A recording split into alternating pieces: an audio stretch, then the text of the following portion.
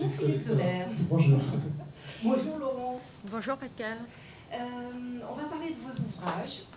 Je vais vous donner un tout petit peu le programme. On va parler de vos ouvrages. Je vais vous demander, Philippe Delair, puisque vous êtes avec nous et qu'il y aura des rendez-vous sur la collection Le Bout des mots. On a déjà eu un premier rendez-vous, même 2 rendez-vous. Il y en aura un autre le mois prochain et qu'il va y avoir donc une petite série ici à la FNAC Montparnasse sur Le Bout des mots, de nous raconter la genèse de cette collection. Et ensuite, on va vous parler de ces 2 livres qui sont totalement différents, mais qu'on peut tout de même mettre en parallèle. Alors déjà, la genèse de cette collection.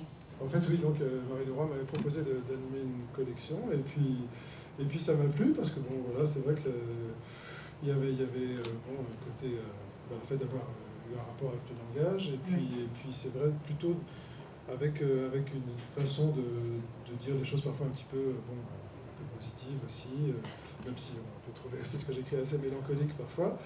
Et donc, c'était le départ d'une collection qui fonctionne depuis maintenant près de 5 ans, donc qui a une 50aine de titres, qui, pour une collection de poche, a quand même un bon tiers d'inédits, je crois, et donc ce qui est quand même beaucoup pour une collection de poche.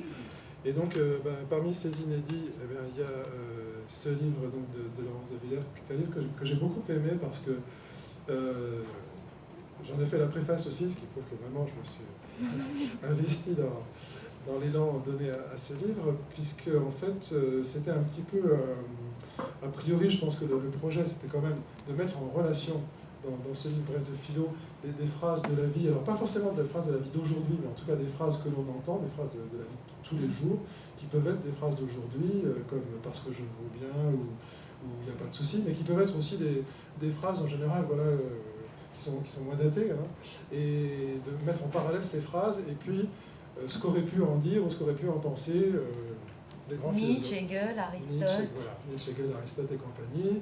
Et ce qui est quand même assez sympa, parce que c'est vrai que, bon, voilà, c'est un peu une gageure a priori, et en fait, oui, on se rend compte que déjà, tous ces philosophes, ils ont parlé de toutes ces situations qui nous paraissent contemporaines, en fait, et qui sont éternelles. Et alors, le troisième élément qu'il y a dans ce livre, et qui pour moi est le plus important, c'est qu'il y a beaucoup aussi de Laurence de Villers elle-même. C'est-à-dire une philosophe, bon, mais aussi, surtout, je dirais, une moraliste.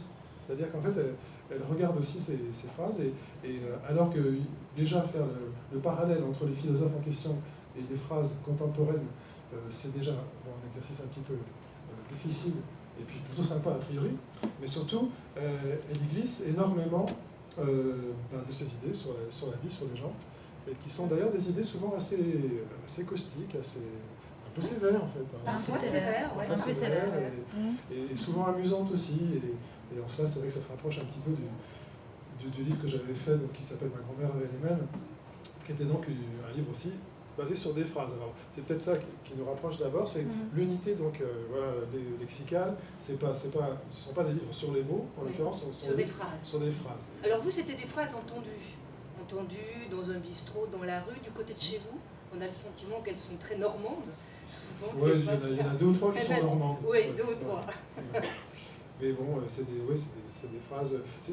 Alors en ce moment, il y a beaucoup de livres sur des types de langage complètement contemporains, et bon, avec souvent des reproches là-dessus, en disant que ça, c'était. C'est pas ça. Non, c'est pas ça. Non, c'est pas le au jour d'aujourd'hui. Voilà, en fait, on n'a pas voulu, je pense, ni Philippe ni moi n'avons voulu faire une sorte de police du langage, c'est-à-dire d'épingler des expressions qui viendraient ou du journalisme ou de la rue et qui seraient incorrectes. L'idée, on n'a vraiment pas voulu jouer aux policiers de la langue. L'idée, c'était de les prendre telles qu'elles étaient, pas forcément comme des tics de langage ou des expressions en vogue ou à la mode, mais d'essayer de leur donner une profondeur. Alors il me semble que Philippe a tout le talent, à partir de ces phrases, de donner une profondeur de chant. C'est-à-dire que d'emblée, avec lui, on voit une scène, on voit un drame se jouer, il y a une histoire. Une histoire. Et moi, le chant que j'ai essayé de donner, c'est ces phrases toutes simples, parfois un peu agaçantes, comme pas de soucis, ou des phrases qu'on répète comme ça quand on est un peu à court d'idées, comme l'espoir fait vivre, etc. Essayer de voir comment finalement on fait de la philosophie sans le savoir. Moi, c'est né aussi de mon éditrice, donc Marie, qui me disait très souvent, parce que je suis une grande défaitiste et je le revendique, On n'arrive à rien dans la vie mène à rien de toute façon, voilà. Et je lui disais très souvent, mais non, ça sert à rien, etc. Elle me dit, quand on veut, on peut. Marie Leroy est ici présente. Et je lui ai dit, mais non, ça, Épictète, dès le 1er siècle, disait que ça marchait pas, etc. Et puis je lui fais mon petit laïus sur Épictète, donc un stoïcien qui... En fait, je pense que l'expression vient de là, vient d'Épictète, qui disait, il suffit de vouloir et la chose est faite. Et puis elle me dit, t'en as d'autres comme ça? Je lui dis non, jamais réfléchi. Je lui dis non, mais c'est comme l'espoir fait vivre, c'est pas vrai, non, non, non. Et puis elle me dit, écris-le, et voilà, et je suis arrivée à en avoir plusieurs, donc c'est né comme ça, c'est vraiment à partir de phrases que vous dites, que je dis aussi, ça m'arrive. Oui. On le dit quand on est comme à court d'idées ou de langage. Et puis moi, ce que j'ai trouvé très sympa aussi, c'est que dans le livre de Laurence, il y a aussi des scrupules syntaxiques très, très, très infimes, très, très, pour le coup, presque minimalistes. Et je veux encore citer un exemple qui est assez parlant, c'est par exemple le texte qui est très court, donc je peux peut-être le lire, tout à fait, qui est « C'est de ma faute », et que je trouve vraiment, je suis désolé, on ne se connaît pas beaucoup, donc je peux me permettre de dire que je le trouve très intelligent. Donc c'est de ma faute. Certaines erreurs de grammaire sont aussi des fautes morales. On lit et on entend presque partout l'expression « c'est de ma faute ». Or, on devrait dire « c'est ma faute ». Le « de » est grammaticalement de trop. Plus qu'un simple dérapage dans la syntaxe, il s'agit d'un contresens moral.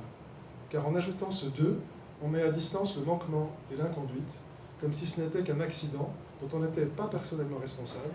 On accepte une part de faute, comme on reprend un peu de pudding. On introduit un article partitif, de ma faute, alors qu'on devrait utiliser un possessif, ma faute. La faute est mienne. Elle n'est pas seulement quelque chose à quoi je collabore, elle m'appartient pleinement. Mon devoir, dont la grammaire doit rendre compte, est de l'endosser. C'est ma faute. L'erreur de syntaxe trahit la lâcheté morale. Ce ne sont pas les faits, mais les mots qui accusent. À la vitesse où se répand cette infidélité à la grammaire, on finira par ne plus trouver de coupables dans les prétoires. On a tout votre univers, Laurence. On vous avoue ce que vous disiez avec... voilà, on sent votre avis. Hein. Mon éducation sévère. Vous êtes totalement présente et c'est vrai qu'il y a ce travail, là en l'occurrence sur la grammaire. Oui, tout à fait. Voilà, je trouve ça, c'est quand même subtil. Ouais. Donc, voilà. Et en même temps, voilà, c'est assez étonnant. Vous vous étiez posé cette question sur le « c'est de ma faute » ?